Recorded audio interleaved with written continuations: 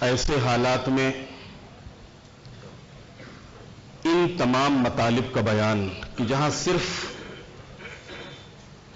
اپنے حق کا دفاع ہی نہیں ہے بلکہ ایک جو مقدمہ بی بی نے باندھا ہے اس کے لیے وہ قابل غور ہے.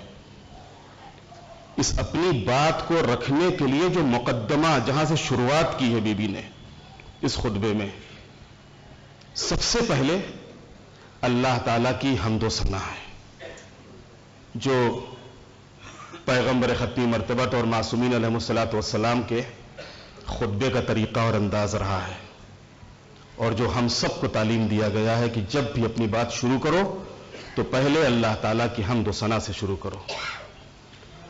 اس کے بعد پھر اللہ کی وحدانیت کی گواہی اور اقرار، پھر پیغمبر اسلام کی رسالت کی گواہی اور اقرار، اس کے بعد بعثت کا فلسفہ اور اس کی برکتیں. پیغمبر ختمی مرتبت کیوں آئے تو ان کے وجود بابرکت سے کتنی برکتیں ظاہر ہوئیں. پھر پیغمبر اسلام کی رحلت، اس کے بعد دین، قرآن اور ولایت کے سلسلے میں لوگوں کی ذمہ داری اور مسئولیت. خالی دین اختیار کر لینا کافی نہیں ہے، خالی قرآن یہ کہہ دینا کافی نہیں کہ ہم قرآن کو مانتے ہیں، خالی یہ اقرار کر لینا کافی نہیں کہ ہم ولائی ہیں مولائی ہیں، بلکہ اس سلسلے میں ہماری ذمہ داری کیا ہے، جوابداری کیا ہے، مسئولیت کیا ہے. اس کے بعد بعض احکام الہی کا فلسفہ، نماز، روزہ، حج، زکوٰۃ، جہاد، امر بالمعروف، کیوں اللہ نے واجب کیا ان کو، ریزن کیا ہے، وجہ کیا ہے. پھر اس کے بعد اپنا تعارف. مدینے میں کون نہیں جانتا تھا بی بی کو؟ جس مجمع میں یہ خطبہ دے رہی تھی بی بی، اس مجمع میں کون نہیں جانتا تھا کہ فاطمہ ہے. لیکن اس کے باوجود بی بی نے اپنا تعارف کرایا کہ پہچان لو میں کون ہوں. اس کے بعد پیغمبر ختمی مرتبت کی معنوی خدمات، ان کی روحانی خدمات، ان کی دینی خدمات. پھر اسلام سے قبل، اسلام سے پہلے لوگوں کی حالت، تم کہاں تھے،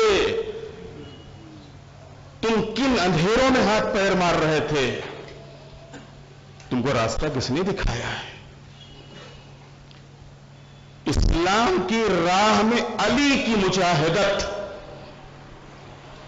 اس راہ میں علی نے کیا سختیاں اٹھائی ہیں، کیا تکلیفیں برداشت کی ہیں، اور کس طریقے سے شجاعت اور ہمت اور حوصلے کے ساتھ پیغمبر کی نصرت اور مدد کی ہے. پھر اس کے بعد رحلت پیغمبر کے بعد کے حالات، کہ پیغمبر کے انتقال کے بعد یہ قرآن پر عمل نہ کر کے جاہلیت کی طرف واپسی پر اعتراض، کٹگھرے میں کھڑا کر دیا جو سامنے تھے. تم لوگ جہاں سے آئے تھے پھر وہیں واپس چلے گئے. تم قرآن کی آیتوں کو بھی نہیں مانتے ہو. اگر مجھے قبول نہیں کر رہے ہو، میرے بچوں کو قبول نہیں کر رہے ہو، ان کی گواہی نہیں مان رہے ہو، تو قرآن کو تو مانتے ہو. لیکن تم نے قرآن کا بھی انکار کیا ہے، قرآنی آیتوں کا انکار کیا ہے. اور جو قرآنی آیتوں کا انکار کرے وہ جاہلیت کی طرف واپس چلا جاتا ہے. پھر فدق کی مالکیت پر قرآن سے استدلال، کمال ہے. بی بی نے حدیث سے استدلال نہیں کیا، قرآن سے استدلال، کیونکہ حدیث تو خود ہی گڑھ کے لائے تھے. اگر بی بی حدیث پیش بھی کرتی تو کہہ دیتے کہ ہم نے سنا ہی نہیں تھا، آپ نے ہو سکتا ہے آپ کے سامنے بیان کیا ہو. تو جب فاطمہ کا کلام قبول نہیں ہے تو فاطمہ کے ذریعے بیان کی ہوئی حدیث کہاں سے قبول ہو گئی؟ لہذا بی بی نے قرآن سے دلیل دی، قرآن سے استدلال کیا. اس کے بعد قیامت کے دن ظالموں اور ستمگروں کا انجام، کر لو ظلم، کر لو ستم،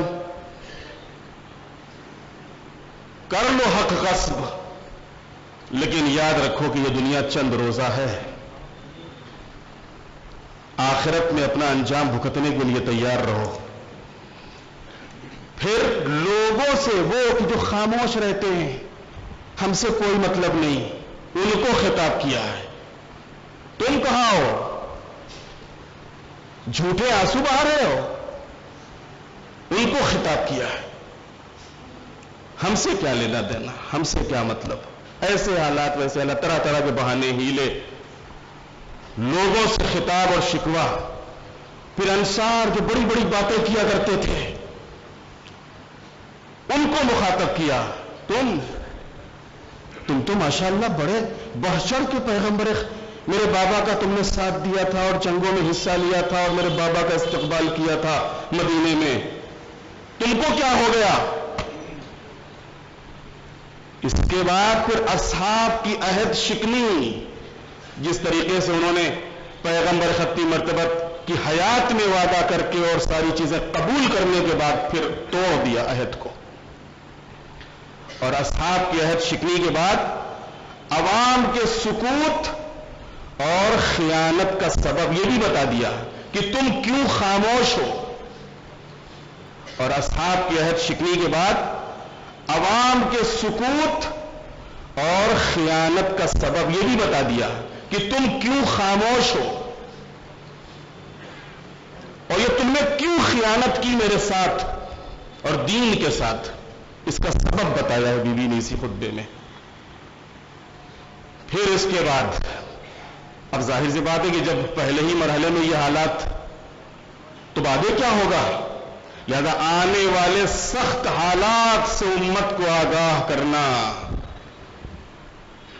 کہ جو حالات ہمارے سامنے، نہ سوچنا کہ یہ صرف میرے سامنے ہیں، اب تم بھگتو، قیامت تک بھگتو، ہمیشہ بھگتو گے۔ اور حقیقت یہ کہ امت مسلمہ آج تک بھگت رہی ہے، یہ صرف اسی عہد شکنی کا نتیجہ ہے۔ اگر کل امیر المومنین کو ان کے حق سے محروم نہ کیا گیا ہوتا اور جناب زہرا کا حق دے دیا گیا ہوتا، تو آج دنیا کی یہ حالت اور مسلمانوں کی یہ کیفیت نہ ہوتی۔ یہ جو کچھ بھی دنیا میں آج حالات ہے اور مسلمانوں کی قسمت میں اور مسلمانوں کے حق میں جو ذلت اور رسوائی اور خواری آئی ہے، یہ صرف حق زہرا چھیننے کے نتیجے میں اور امیر المومنین کا حق نہ دینے کے نتیجے میں۔ اس کے بعد خلیفہ اول کو جواب دیا ہے، سنو تم، کوئی جواب نہیں تھا اس جواب کا، جو جواب بی بی نے دیا ہے اس کڑھی ہوئی حدیث کا کہ جو لے کر آئے تھے، جس کو گھر والوں نے نہیں سنا، باہر والوں نے سن لیا، اور آخر میں دوبارہ لوگوں کی خاموشی کے اوپر اعتراض۔